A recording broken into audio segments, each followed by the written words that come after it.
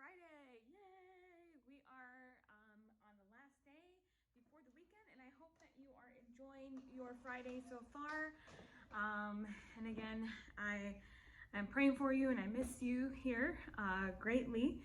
I think we are in the third official finish of the week. I think, right? It's been 3 weeks. Okay. It'll be 4 weeks. Fourth week of technically a month of homeschoolings, but I hope that you're doing good, and I pray that you have a great weekend. And yeah, so let's go ahead and begin with today's lesson. This is Friday the 17th, and we are going to do lesson 92 over classifying quadrilaterals.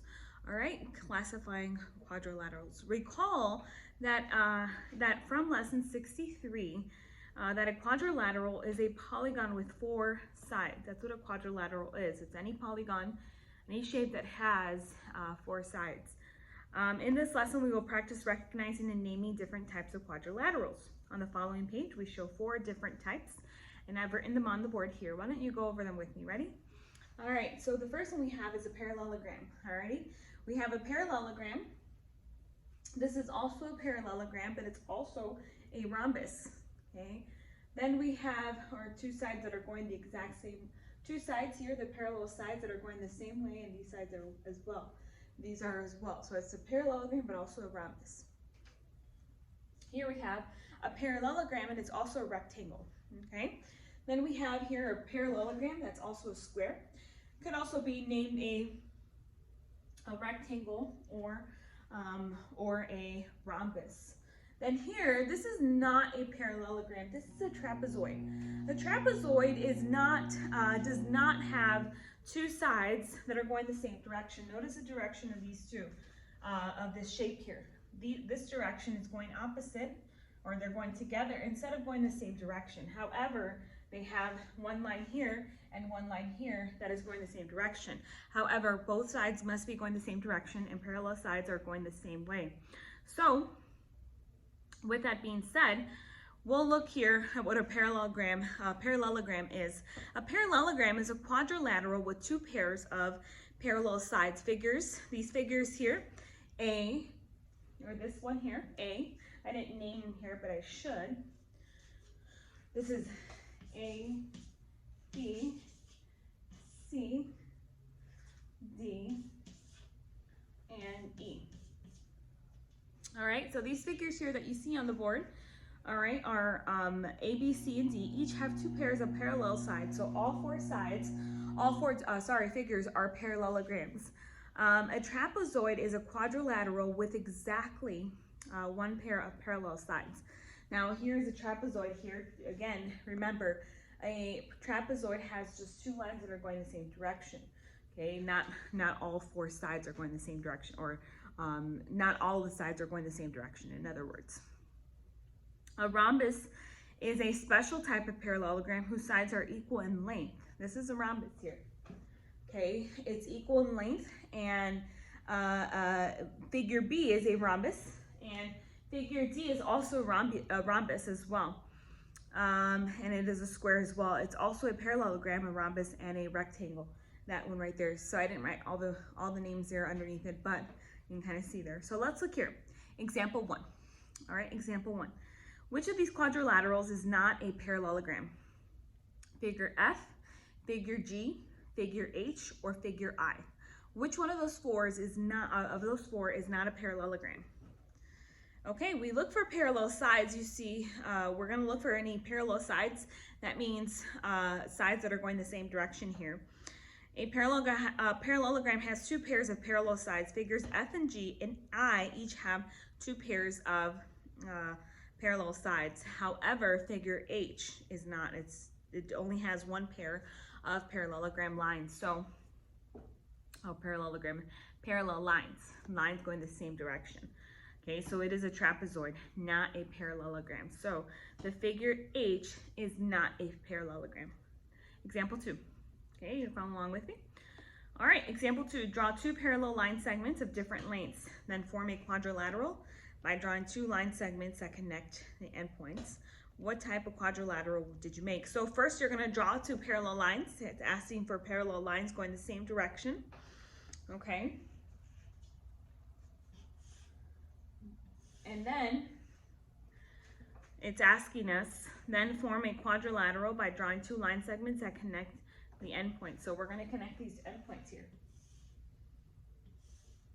Okay. And what do we have? We have a trapezoid. All right, trapezoid. I'm going to take off my sweater here because it is a little warm while I'm teaching here. And I do have to say it's a nice day today. So, all right, so let's move on to example 3. Example 3. Okay, which of the following quadrilaterals has sides that are not parallel or perpendicular? We're on the next page there. The next page is page 586, 586. So if you're there with me. All right, which of the following quadrilaterals, get tongue-tied there, has sides that are not parallel or perpendicular? Let's see, perpendicular means this right here. Alrighty, okay, if you could form a 90 degree, this is perpendicular, and this is perpendicular, this is perpendicular, this is perpendicular. Why? Because we could also form another 90 degree angle here, 90 degree angle there.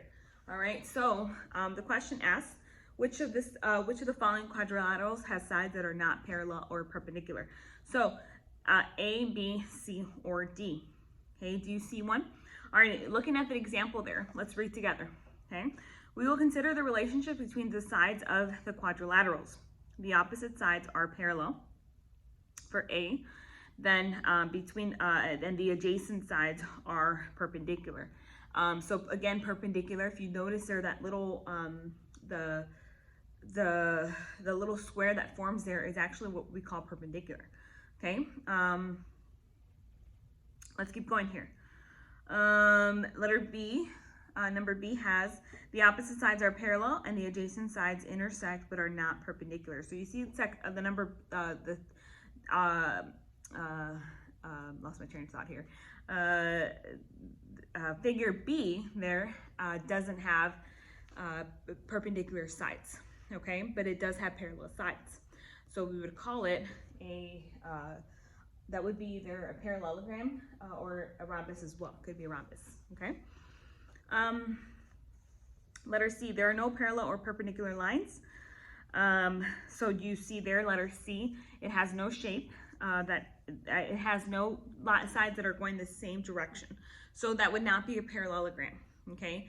I like to think of parallel as, you know, a lot of you live in Chicago, and when your parents park maybe in front of your house or in front of your apartment, wherever you live, in front of your building complex, if you have a house there, what do? Well, they don't line up.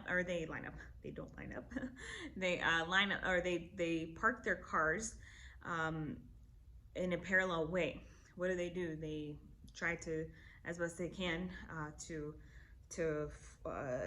fit in that little parking space. That's called parallel parking. Okay, when you go to the grocery store, same thing. You need to pull up, and sometimes you're in between two cars. Sometimes you're, you know, just next to one, but you have to go in and right beside them. Otherwise, you'd have a chaotic parking organization there, and it wouldn't be organized either way. So think of that for parallel. Alrighty. Example 4. Describe the angles of each of the quadrilaterals in example 3. Figure A is a square. So if you saw that, we have this square. It has 4 right angles. Okay, so if you looked at figure A on example 3, you'll notice that we have 4 right angles there. So it's a square. Figure B is a parallelogram. It has 2 acute angles and 2 obtuse angles. So it has 2 acute angles and it has 2 obtuse angles. Figure C is a quadrilateral. It has 2 obtuse angles and 2 acute angles. Figure D is a trapezoid. It has 2 right angles, 1 acute angle, and 1 obtuse angle. All right, you're gonna do activity 1 at your home.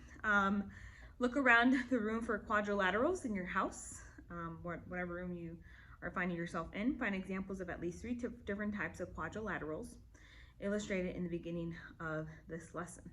Then you're gonna draw each example that you find, and next to the picture, name the object that you drew and its shape. All right, so Then describe how you know the object is the shape you named and describe the relationships of the sides of each quadrilateral. All right. We are going to skip example or activity 2 for today. So let's see. What I want you to do is to, all right. You're going to do lesson practice and for today. Lesson practice there on page 587. So if you can, please, I'll give you, you should have a sheet there that was handed to you last week or this week, right? Last week on Thursday when Brother David and Brother John went by. So I want you to do lesson practice for this one, 92, lesson 92. And if you have any questions, please let me know, and I will be glad to help you in any way that I can. All right? And have a great rest of your day and enjoy your weekend this weekend. I know that we are still under quarantine technically, but exercise a little bit, go out and maybe walk by yourself, or not by yourself, but with your parents, with brother or sister. And make sure you're praying. Make sure that you're praying and getting alone with God, reading your Bible as well. Fourth graders, I think that's important during this time, even for myself. So I just wanted to say that and tell you to have a great weekend, and we will see you on Monday. Bye-bye.